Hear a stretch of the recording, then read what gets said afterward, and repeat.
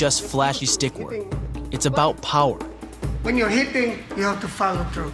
Now, when you hit and do not follow through, then the strike is not as powerful as when you follow through. So don't dance, follow through. Nice, nice. Nice, nice. I splintered it a little bit. Yeah, sure. Look at that. Splintering a rattan training stick is one thing. Stepping into a fighting pit with a trained escrimador is another. Now, we're headed to the rice paddies to learn a move that dates back before Magellan. One that might give us an edge against Percival Pobleo.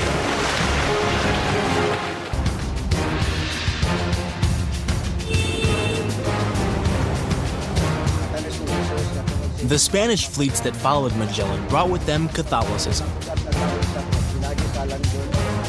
But the Philippines have always been a melting pot of Asian religions, too. Which is why one of the main monuments of Cebu City is this Taoist temple.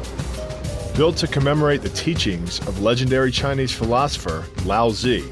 It's also where we're going to learn a combination attack from eskrima grandmaster Joe Borsis. He makes it look so smooth. That looks incredibly painful. It's basically using his momentum and his joints against him every time. Behind the head, tosses him. That's sweet. I like throwing people with sticks. Grandmaster Joe had a move that would make the most of our limited stick skills. One that combined defense and offense. So he disarmed him, and then he was able to throw him too. Right. This move begins with the escrimador grabbing his opponent's attacking arm. He then strikes his opponent hard across the midsection before disarming him with a wrist strike, then finishing him with a good blow to the head. For good measure, Grandmaster Joe flips his man too. Can you just do the first part only to the disarm? One, two, three. So that's the disarm. 3 steps to it. 1, strike, disarm, strike. By using the twisting motion of the torso to drive the strike, the business end of the hardwood fighting stick can quickly accelerate to more than 25 miles per hour. On contact with the skull, the energy is enough to cause a depressed fracture. It's the same injury-producing force as being hit in the temple by a hammer. Get on the thumb, turn it, strike, and here. Through the Disarm, strike. Strike. Okay. Once you strike the wrist, he has no choice but to let go because you're basically shattering a bone. So it's wham, he lets go, and then he's at your disposal. 1, 2, 3, 4, 5, 6, 7, 8. I've had some eskrima training, but this is masterclass level. And there was still so much to learn if I wanted to be ready to take on Percival Pobleo. One day, I hope to be half as good as that. Thank you. Thank you, Grandmaster. If we hope to stand a chance in the ring, we needed to learn the very foundations of eskrima. And to do that, we'd need to head to the country. Perfect. Look at this thing. I think we hop in the back. For the first part of our journey, we hopped in a jeepney. Brought to the Philippines by the U.S. military, these 1960s vintage Jeeps have been heavily modified and even turned into public transportation. You know what? This has to be the weirdest vehicle I've ever been in. This is like Jerry Garcia's personal limo. We eventually arrived at Port Cebu. From there, it was an outrigger ride to Negros Occidental. It's home to an ancient art many believe is the forerunner to modern eskrima. It's called Kali.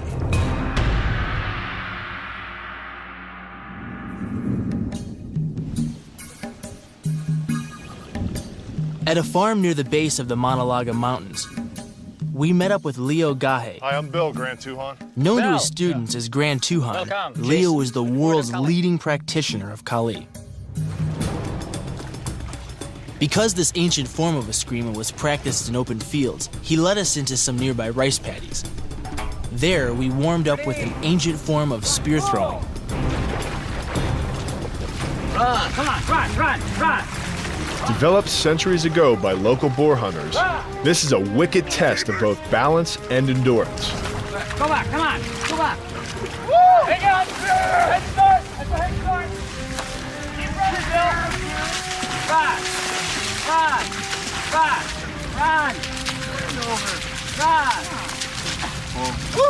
Every time you put your leg in the mud, pull it back out, you feel that weight. It's kind of like pulling a sled out on the football field. Resistance training. It's really hard work, but it's a lot of fun too. Next, Grand Tuhan had us work on our upper bodies by striking at the water. Go. Hit up. Hit it hard. First with our bamboo spears. Hard. Hit it hard. Come on. Come on. Hit it hard. Go. Hit hard. Then with bastons. Hit. I can see where Kali came from. 100 years ago, chasing your enemy through a rice paddy, smashing his head in with a stick. I mean, it's a direct relation to eskrima. Yeah, and talk about footwork. If your footwork is good when you're in 8 inches of mud, you can maneuver some footwork when you're on land.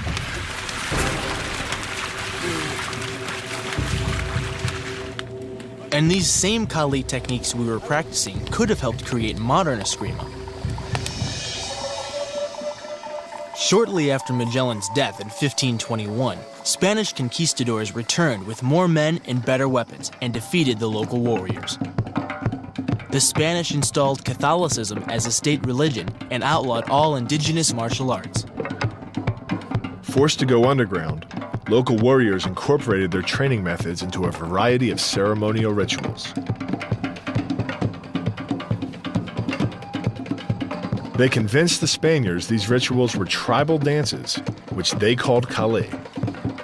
In reality, these so-called dances were tightly choreographed sparring sessions designed to replicate real fight scenarios.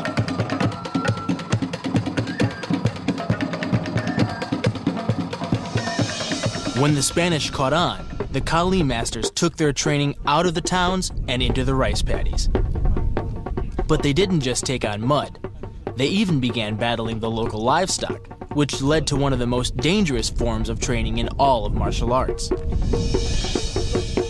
It's a system of wrestling maneuvers that often results in broken arms, legs, and even necks. If you're a purist like Grand Tuhan, you train the same way your ancestors did, using a 1,600-pound water buffalo as your sparring partner. How does a 1,600-pound water buffalo help with your Kali? If you can take down the 4-feet guy, the 2-feet person is easy to take down.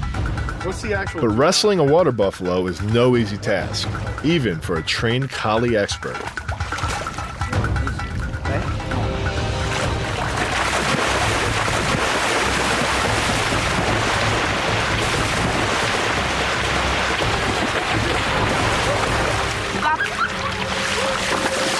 That didn't work. Water buffalo 1, Filipino guy 0.